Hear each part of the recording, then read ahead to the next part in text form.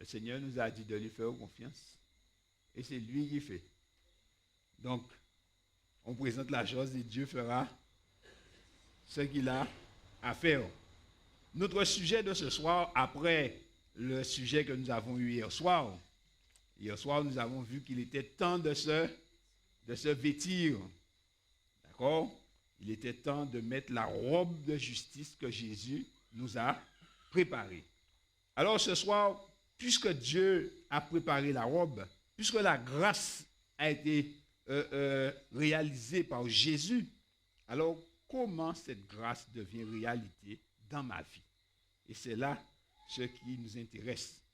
Le Seigneur Jésus, par sa vie parfaite, par sa mort, le film qui passait là nous donnait une idée de ce qui s'est passé. Par sa mort expiatoire et sa résurrection a accompli le salut de l'homme. Un salut complet, un salut achevé, un salut parfait. Et ceci doit être clair dans notre esprit. Ce que Jésus a réalisé pour nous, il n'y a rien de plus à y ajouter. Jésus a établi la justice sur la terre. Adam nous avait plongé dans le péché. Comme par un seul homme, le péché est entré dans le monde et par le péché la mort, et la mort a atteint tous les hommes. Et bien par un seul acte de justice, eh bien Jésus, il a justifié beaucoup d'hommes. La justice est établie. Ce que Dieu attend de l'homme, Jésus l'a réalisé parfaitement. De sorte que la perfection que la loi réclame se trouve en Jésus-Christ. L'obéissance que la loi réclame se trouve en Jésus-Christ. La sainteté que la loi réclame de nous se trouve en Jésus-Christ. De sorte que, chers amis, le salut se trouve en Jésus et en Jésus seul.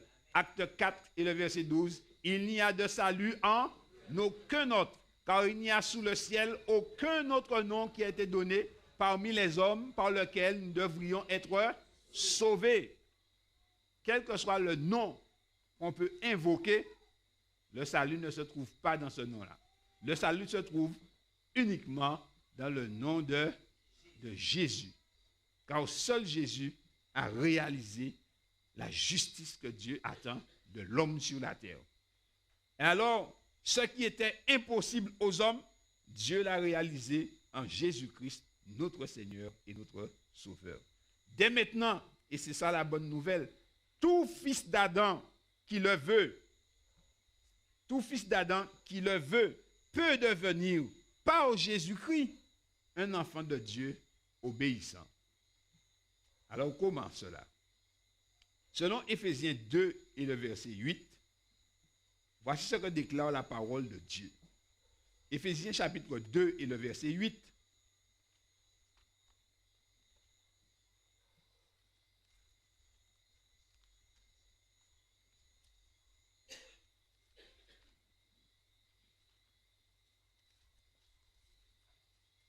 Alors, Éphésiens 2, 8 déclare ceci. C'est par la grâce que vous êtes sauvés, par le moyen de la foi. Et cela ne vient pas de vous, c'est le don de Dieu. Ainsi, ce qui nous est dit ici, que nous sommes sauvés par quoi? Par quoi nous sommes sauvés? Nous sommes sauvés par la grâce. Nous sommes sauvés par la grâce. La grâce personnifiée, c'est Jésus. D'accord? C'est par la grâce que vous êtes sauvés. Par le moyen de la. Ainsi, la foi devient cette main qui nous permet de saisir la grâce. La foi devient le moyen qui nous permet de rendre réelle la grâce. Parce que la grâce, elle est là. Si je mettais une belle pomme là-haut et que je disais à un petit enfant de prendre la pomme, pensez-vous qu'il pourrait récupérer la pomme? Non. C'est la saison des oranges. Si vous voyez, il y a un bel orange en haut là et vous voulez manger cette orange, mais vous n'avez rien pour prendre l'orange. Qu'est-ce que vous allez faire? Vous allez passer la journée à regarder l'orange. Parce que vous n'avez pas le moyen pour récupérer l'orange. Si vous avez une gaule, qu'est-ce que vous allez faire? Avec la gaule, vous allez récupérer l'orange. Et vous allez manger. Mais est-ce que vous mangez la gaule? Vous pourriez avoir 10 000 gaules. Mais s'il n'y a pas d'orange, cela ne vous sert de rien. Ainsi, la foi en elle-même est sans mérite. Ce qui est méritoire, c'est la grâce. C'est pourquoi il y a des gens qui disent, ah, mais c'est la foi qui sauve. C'est la grâce qui sauve. Parce que tu peux avoir toute ta foi que tu veux. S'il n'y a pas de grâce, ta foi ne sert de rien. Vous êtes sauvés par grâce, par le moyen de la foi. Et remarquez, cela ne vient même pas de vous. C'est un don de Dieu. C'est un don de Dieu. Dieu a tant aimé le monde qu'il a donné son Fils unique, afin que quiconque croit en lui ne périsse point, mais qu'il ait la vie éternelle. C'est un don de Dieu. C'est un cadeau de Dieu. Ainsi, l'homme ne peut en aucune manière se glorifier devant Dieu. Parce que tout est don. Tout est don. Alors, mais qu'est-ce que la foi? Parce que si la grâce est là et que la grâce est manifestée en Jésus, eh bien, mais qu'est-ce que la foi? La foi est premièrement, selon ce que dit le texte même, est un don de Dieu. Romains 12, verset 3, déclare ceci. Romains 12, verset 3.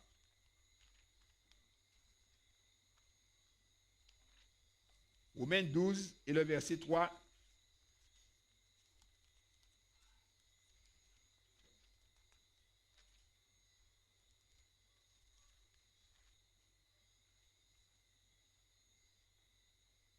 L'apôtre Paul revient sur la grâce encore. Il dit, par la grâce qui m'a été donnée, je dis à chacun de vous de n'avoir pas de lui-même une trop haute opinion. Il dit, essayez pas pour un petit peu trop bitin, s'il te plaît. Pourquoi?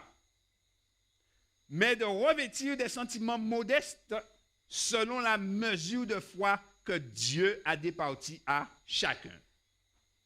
Dieu a donné une mesure de foi à chacun. C'est encore un don. La grâce de Dieu, c'est un don. Le Fils de Dieu, c'est un don. La foi que nous exerçons, c'est un don. Tout est don. Dieu nous a tout donné, chers amis. Mais comme tout don, eh bien, il faut accepter le don et il faut le recevoir. On peut acheter un présent qui vaut des millions, mais c'est toujours un présent et il peut être refusé ou accepté. Ainsi, la foi est un don, chers amis. Tous les hommes ont en eux un besoin inné de croire. Même celui qui se dit athée, il croit. Il a la foi. C'est contradictoire parce qu'en fait, il n'y a pas d'athée. Ça n'existe pas.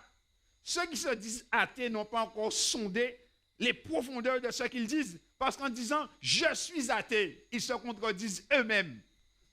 Parce qu'en disant « je suis athée », je ne crois pas en Dieu. Donc je crois que Dieu n'existe pas. J'ai la foi.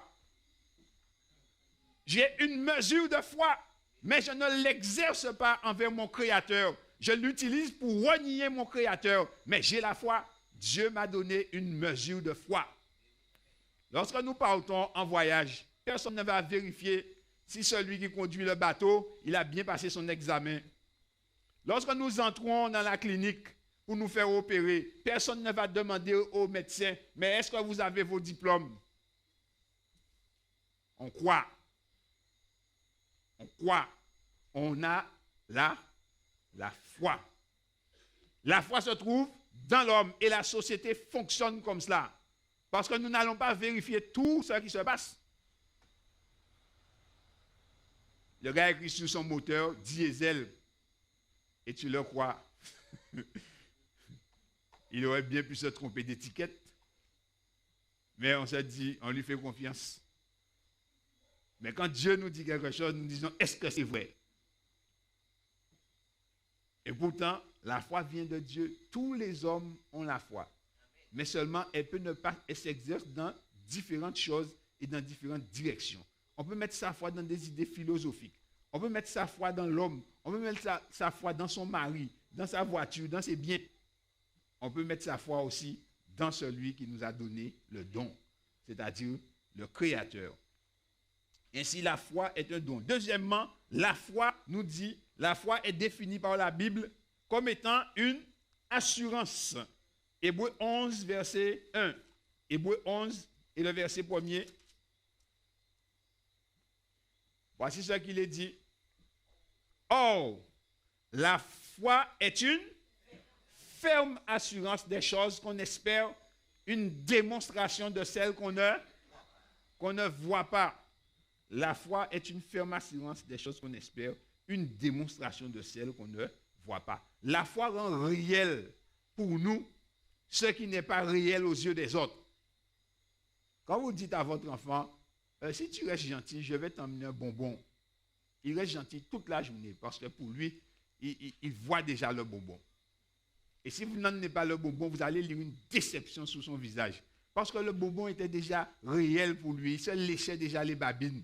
Parce qu'il voyait déjà le bonbon. Il sentait le goût sucré dans sa bouche. C'était déjà une réalité pour lui. Eh bien, c'est ça la foi. Il a la foi en vous. Vous lui dites et il croit. Un point, c'est tout. Maman l'a dit, donc c'est vrai, j'aurai un bonbon. Donc je reste gentil. Voilà comment s'exerce cette foi. Ainsi, il dit la foi est une ferme assurance des choses qu'on espère et une démonstration de celles qu'on ne voit pas. Lorsqu'on espère quelque chose, chers amis, eh bien, on commence à vivre en fonction de ce qu'on espère. Nous croyons que Jésus reviendra.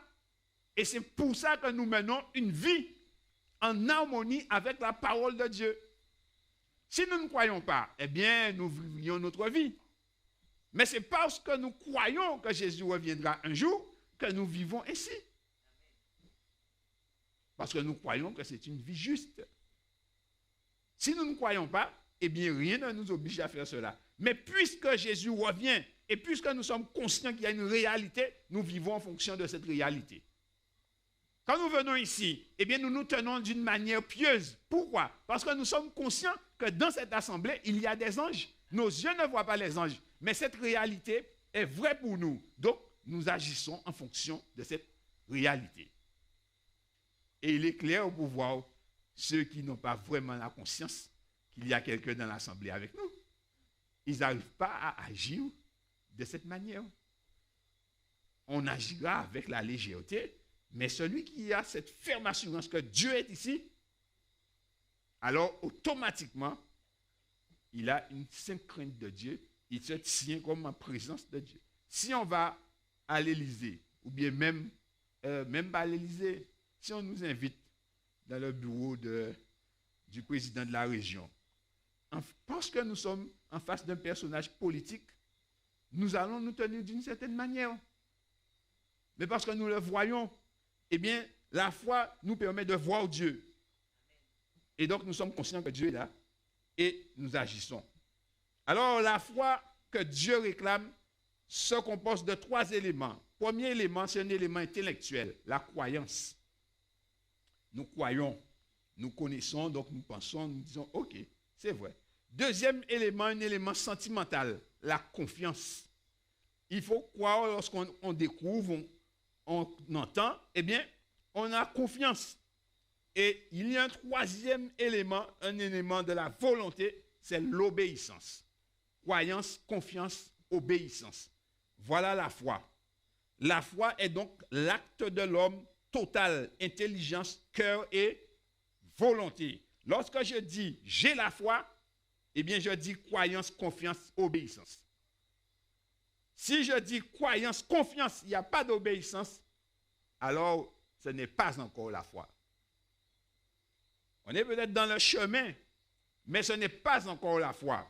Et aujourd'hui, eh bien, beaucoup d'hommes et de femmes disent, oui, je crois. Mais on croit comme on croit qu'il est 5 heures. On n'est pas vraiment sûr. Ce n'est pas encore la foi.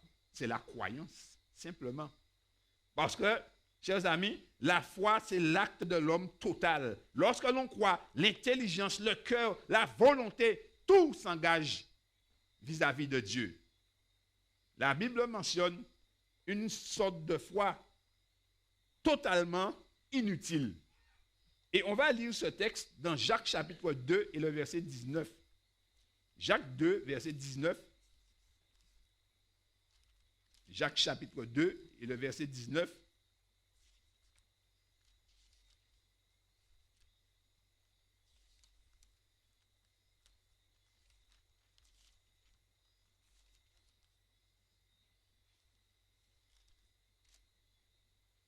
Regardez ce texte.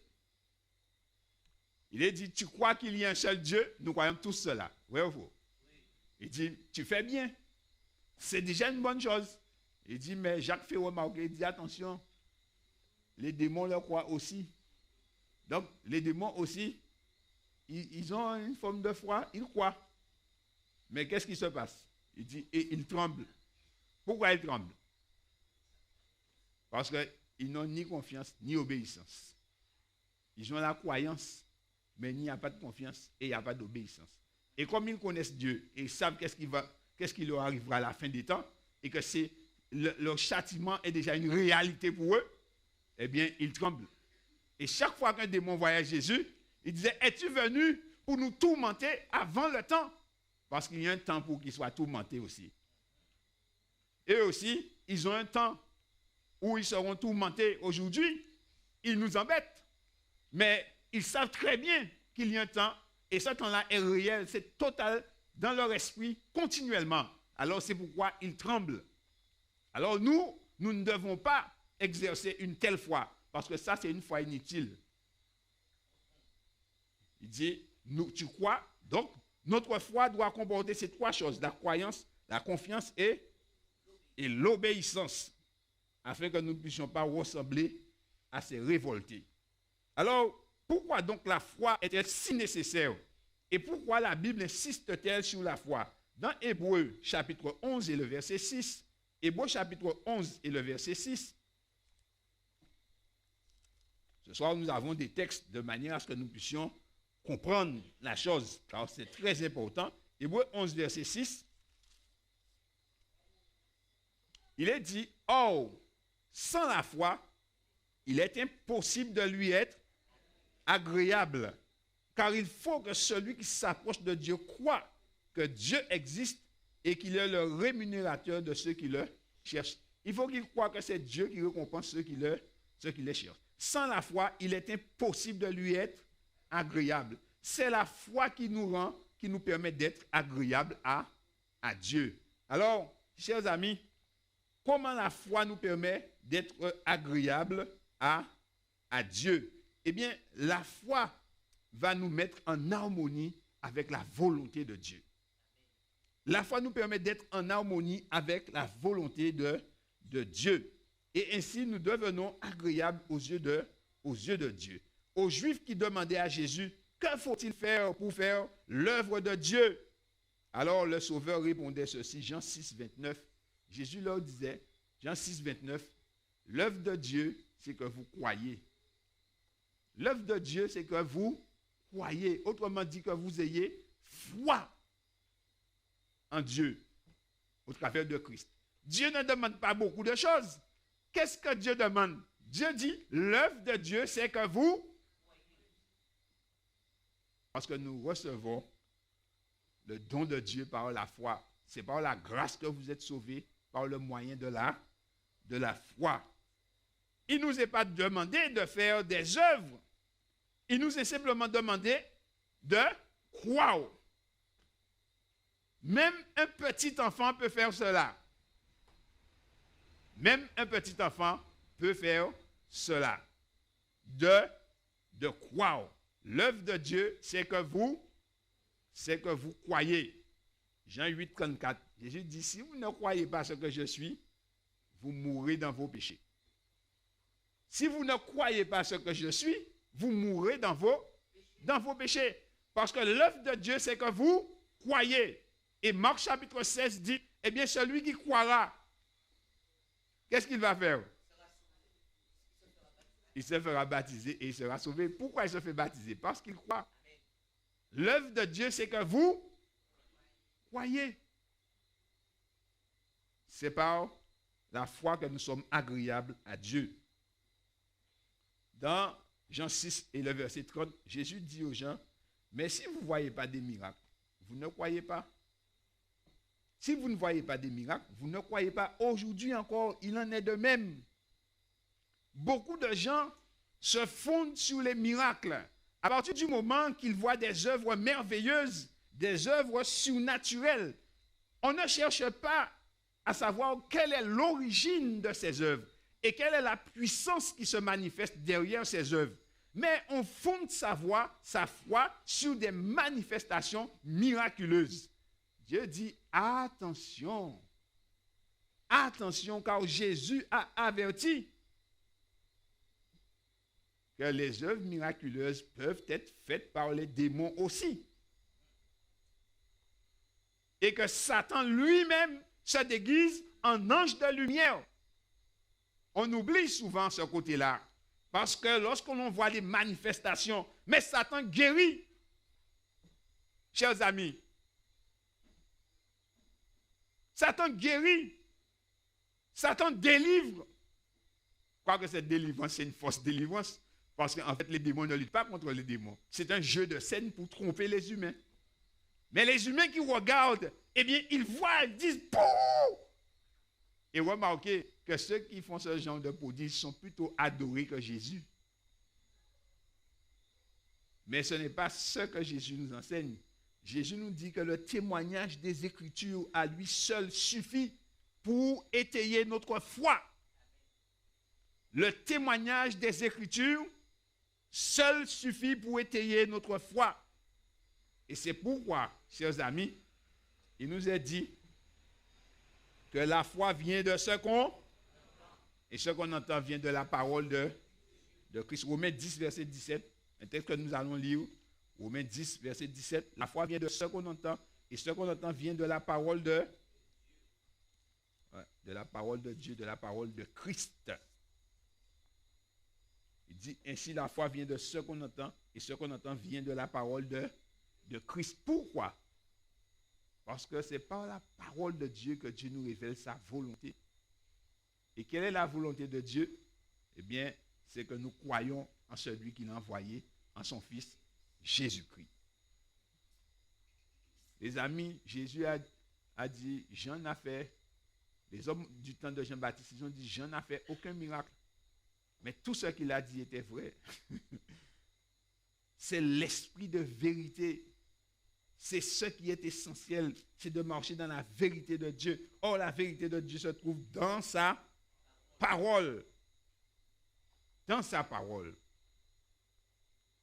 Ainsi, chers amis, nous sommes appelés et invités à nous tourner vers l'Écriture, afin que notre foi soit fondée sur la parole de Dieu. Et que selon ce que dit le prophète Ésaïe, dans Ésaïe 8, verset 20, à la loi et au... Si on ne parle pas ainsi, il n'y a pas d'aurore pour le peuple, il n'y a pas de lumière. La foi nous permet d'être réconciliés avec Dieu.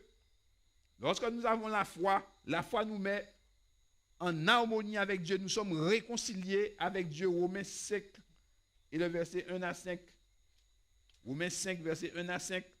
Il est dit, étant donc justifiés par la foi, nous avons la paix avec Dieu par notre Seigneur Jésus-Christ, à qui nous devons d'avoir eu par la foi accès à cette grâce dans laquelle nous demeurons fermes et nous nous glorifions dans l'espérance de la gloire de Dieu. Et il ajoute, il dit bien plus, nous nous glorifions même des afflictions, sachant que l'affliction produit la persévérance, la victoire dans l'épreuve, et cette victoire, l'espérance. Or, l'espérance ne trompe point, parce que l'amour de Dieu est répandu dans nos cœurs par le Saint-Esprit qui nous a été donné. Vous voyez encore un autre don. Tout est don. Étant donc justifié. Lorsque nous venons à Jésus, la vie juste de Jésus, son obéissance parfaite à la loi de Dieu nous est imputée, c'est-à-dire nous est comptée. On le met sous notre compte. nous venons devant Dieu tels que nous sommes, pécheurs, impuissants, incapables de produire la justice, mais nous venons repentants. Nous venons à Dieu et nous reconnaissons notre situation. Alors, qu'est-ce qui se passe? Dieu prend notre péché et il le place sur Jésus-Christ. Et le châtiment de nos péchés, Jésus l'a porté sur la croix du Calvaire. Alors, nous sommes délivrés de nos péchés, de la culpabilité du péché. Nous recevons le pardon de Dieu et Dieu fait la paix avec nous parce que nous avons la foi que Jésus a porté nos péchés. Parce que nous avons confiance que Jésus est mort pour nous. Et alors Dieu, comme Jésus n'a pas de péché en lui-même, alors Dieu, il compte la vie juste de Jésus comme étant notre vie, son obéissance comme étant notre obéissance. La robe de justice est mise sur nous. Par nous-mêmes, nous ne sommes pas justes, mais parce que nous avons confiance dans le Fils de Dieu, alors Dieu nous déclare justes.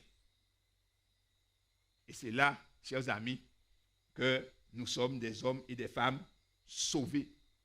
Satan lui-même ne peut pas contester ce fait. Romains 8, verset 1er dit, il n'y a pas de condamnation pour ceux qui sont en Jésus-Christ.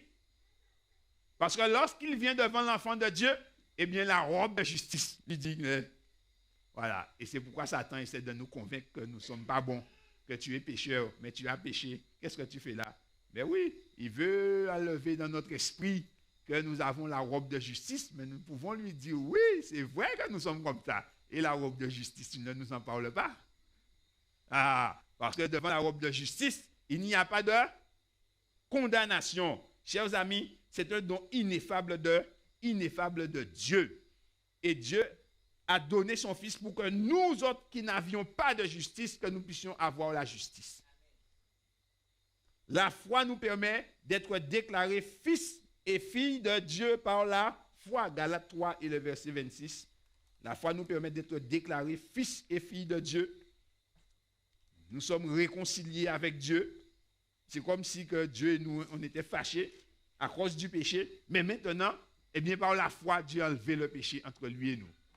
Et alors, nous nous retrouvons en famille.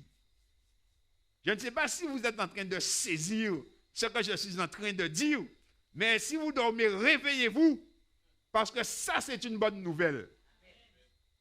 Dieu a enlevé ce qui nous séparait de lui. Les amis, nous sommes devenus des gens de la maison de Dieu. Nous sommes de la famille de Dieu. Nous sommes comptés dans la famille de Dieu. Notre fréquentation, nous fréquentons des gens haut placés. Ah oui, nous fréquentons des gens haut placés. Tous les saints qui ont été avant nous, Abraham, Moïse, Enoch, Élie, Élisée, voilà notre fréquentation, chers amis. Même si on ne nous invite pas à l'Élysée, mais mes amis, dans la maison de notre Père, il y a des gens plus haut placés, hein Patrick? Il y a des gens plus haut placés et nous sommes comptés comme enfants de Dieu. Ça, c'est un privilège ineffable, chers amis. Et lorsque Jésus reviendra et que nous pourrons côtoyer les anges qui n'ont pas péché, alors, quelle réalité, quel bonheur. Dites-moi, chers amis, qu'est-ce qu'ici-bas qui vaut une telle chose, une telle réalité? Ça, c'est notre réalité. Notre réalité pour l'instant par la foi. Amen. Mais la foi rendra cette chose réelle. Parce que lorsque Jésus viendra, eh bien, nous pourrons nous asseoir à sa table, chers amis. Et c'est ce que Dieu a fait pour nous. Nous sommes devenus les gens de la maison de Dieu, fils et filles. Et ce n'est pas pour dire que c'est des serviteurs, mais regardez le titre, chers amis. Dans Galates 3, verset 26, il dit, car vous êtes tous fils de Dieu par la foi en Jésus-Christ.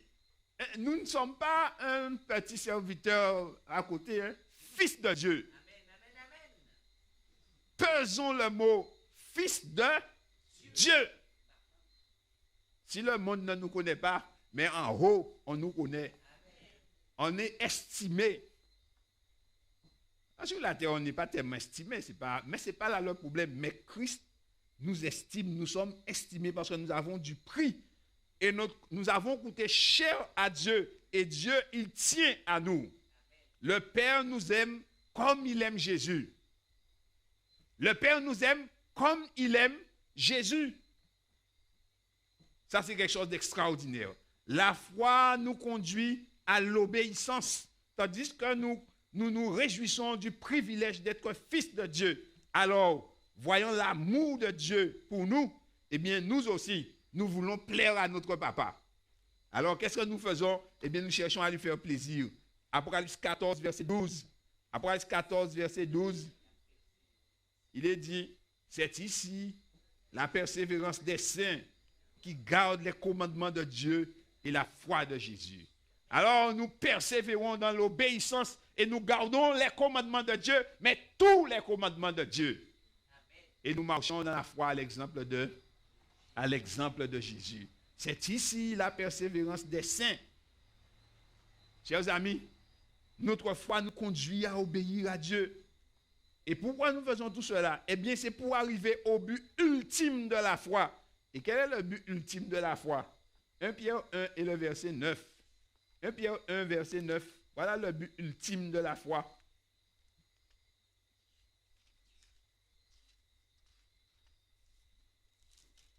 Pierre 1, verset 9.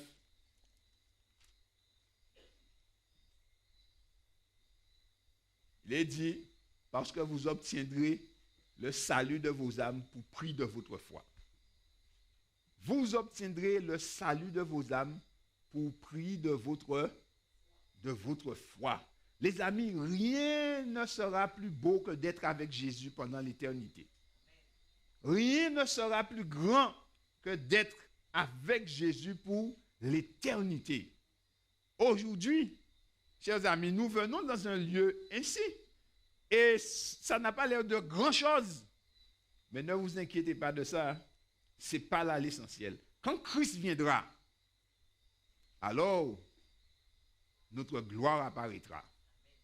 Alors on verra que nous sommes fils et filles de Dieu. Alors, chers amis, ceux qui n'ont pas voulu suivre Jésus, eh bien, ils se mordront les doigts comme l'homme qui était venu dans la fête sans vêtements de noces. Pourquoi? Parce que les gens se rendront compte qu'ils ont loupé quelque chose. Ils ont pensé qu'ils vivaient, ils n'ont pas vécu. Ils ont pensé qu'ils prenaient du plaisir, eh bien, ils ne connaissaient pas le vrai plaisir. Parce que le vrai plaisir, c'est de communier avec Christ. Le vrai bonheur, c'est de vivre en communion avec Dieu. C'est de pouvoir l'entendre nous parler au travers de sa parole. C'est de pouvoir chanter en compagnie des saints anges des cantiques mélodieux. C'est de pouvoir s'asseoir au pied de l'arbre de vie et pour regarder Adam et Ève et dire quelle grâce, quel amour, parce qu'on est sorti de loin.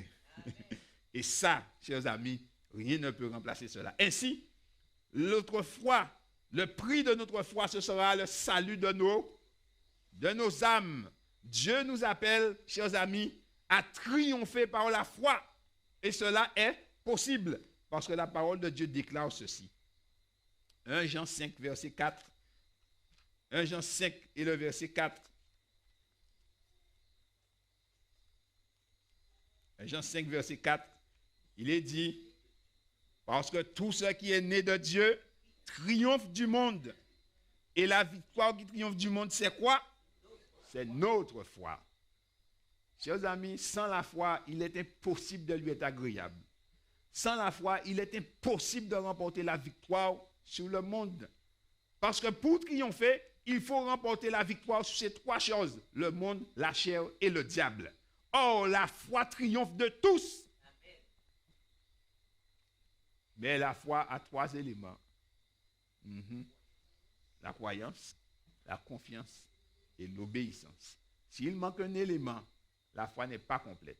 S'il manque un élément, nous ne pourrons pas vaincre le monde. La victoire qui triomphe du monde, c'est notre foi. Et c'est moi vous montrer jusqu'où va la foi. Hébreux chapitre 11. Est-ce que nous avons la foi? Oui, on ne répond pas, mais on a la foi. Hébreux chapitre 11. Hébreux chapitre 11, à partir du verset 32. L'apôtre Paul dit, et que dirais-je encore? Car le temps me manquerait pour parler de Gédéon, de Barak, de Samson, de Jephthé, de David, de Samuel et des prophètes qui par la foi vainquirent des royaumes, exercèrent la justice, obtinrent des promesses, fermèrent la gueule des lions, étreignirent la puissance du feu, échappèrent aux tranchants de l'épée, guérirent de leur maladie, furent vaillants à la guerre, mis en fuite des armées étrangères. Ça continue, verset 35. Des femmes recouvrèrent leur mort par la résurrection. D'autres furent livrés au tourment. Et écoutez ça, et n'acceptèrent point de délivrance afin d'obtenir une meilleure résurrection. Les amis, lorsque l'on vient à Jésus et que l'on a la foi, on n'est pas là en tremblant devant la mort, mais on est debout au nom de Jésus-Christ. On est debout pour avancer par la grâce de Dieu. Et alors, chers amis, les tribulations, les problèmes, les difficultés qui s'élèvent devant nous, eh bien, nous les voyons, nous triomphons d'elles par la foi. Parce que notre Dieu est vivant. Christ est vivant. D'autres subirent les moqueries et le fouet, les chaînes et la prison. Ils furent lapidés, sciés, torturés. Ils moururent tués par l'épée. Ils allèrent ça et là, vêtus de peau de brebis et de peau de chèvre, dénués de tout, persécutés, maltraités, eux dont le monde n'était pas digne, errant dans les déserts et les montagnes, dans les cavernes et les antres de la terre. Tout cela, à la fois desquels il a été rendu témoignage, n'ont pas obtenu ce qui leur était promis.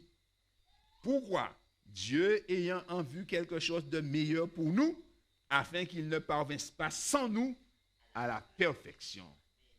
Dieu avait quelque chose de meilleur en vue pour nous, qui sommes parvenus à la fin des temps. De sorte qu'aujourd'hui, chers amis, qu'est-ce qui peut empêcher quelqu'un d'être sauvé? Quelle tribulation, quelle excuse pouvons-nous dire à Dieu? Parce que nous avons perdu notre travail, bien sûr que c'est difficile, son travail. Mais eux, ils ont été sciés, ils ont été lapidés, torturés. Ils ont tout perdu pour Christ, par amour pour Dieu, parce qu'ils avaient la foi. Et c'est ça la foi, chers amis. Croyance, confiance et obéissance. Là, c'est l'homme à la brouette, si vous connaissez l'histoire. Il est passé sur le précipice avec un fil et sa brouette vide. Et il l'a fait en allant et il a fait retrouver. Tout le monde a applaudi. Et les gens ont applaudi, ils ont applaudi, ils ont applaudi. Et il a posé une question. Qui c'est qui croit que je peux faire ça avec un homme dans la brouette? Et les gens ont dit, ouais. Et voici la question qui tue. Qui veut monter dans la brouette? Jusqu'à maintenant, il attend. Jusqu'à maintenant, il attend. Noé est resté 120 ans à construire l'arche et a appelé ses contemporains à rentrer dans l'arche, à venir. Il venait, il regardait, il dit, pauvre bateau la belle. Messieurs, rien vous répéter ça. Et tout le monde venait pendant 120 ans. Et alors, les animaux sont sortis de la forêt, sont rentrés dans le bateau. Et les gens regardent ça et disent, oh, c'est bête de rentrer dans le bateau là.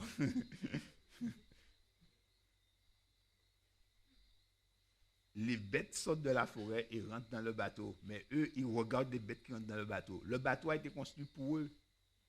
Mais les bêtes rentrent dans le bateau. Et eux, ils regardent. Et alors, Noé finalement rentre. Et il regarde Noé qui rentre. Et Dieu ferma la porte. Et le bateau est resté 7 jours là. 7 jours. Et eux, premier jour, ils ont eu peur. Deuxième jour, ils avaient une petite crête. Troisième jour, ils ont dit, heureusement, nous ne pas monter dedans. Et là, la fête est repartie de plus belle. 4e jour, 5e jour, 6e jour. Et le 7e jour, il a commencé à pleuvoir. la parole de Dieu ne retourne pas à Dieu sans effet, sans avoir accompli sa volonté. Les amis, si nous croyons, Dieu réalisera ses promesses. Mais si nous ne croyons pas, la promesse de Dieu se réalisera quand même. Mais elle se réalisera sans nous. Aujourd'hui, rien ne nous empêche de revêtir la robe de Christ, sauf nous-mêmes et notre propre incrédulité. C'est nous-mêmes qui refusons de mettre la robe de Christ, parce que Christ a tout fait pour que nous ayons cette robe de justice et que nous puissions être sauvés. Même un petit enfant peut revêtir sa robe de justice. Christ dit, ayez foi en Dieu. Ayez foi en Dieu. Parce que c'est par la foi seule que nous pouvons recevoir la justice. La foi a 3 éléments: la croyance, la confiance et l'obéissance. Dernière chose, juste avant de vous laisser aller, regardons dans Jean chapitre 11 ce qui se passe. Et ce que Jésus dit lui-même. Jean chapitre 11. Les amis, je dis les amis, c'est nous tous. Nous devons méditer ces choses, car elles sont notre vie. Jésus se trouve devant un cas totalement inédit. Son ami Lazare est mort et enterré. Et Jésus arrive tranquillement, versets 25 et 26.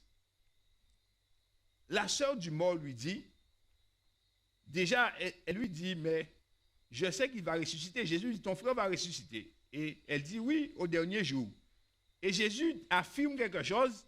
Il dit, moi-même, je suis la résurrection et la vie. Celui qui croit en moi vivra quand même il serait mort. Et quiconque vit et croit en moi ne mourra jamais. Et Jésus lui pose la question, crois-tu cela?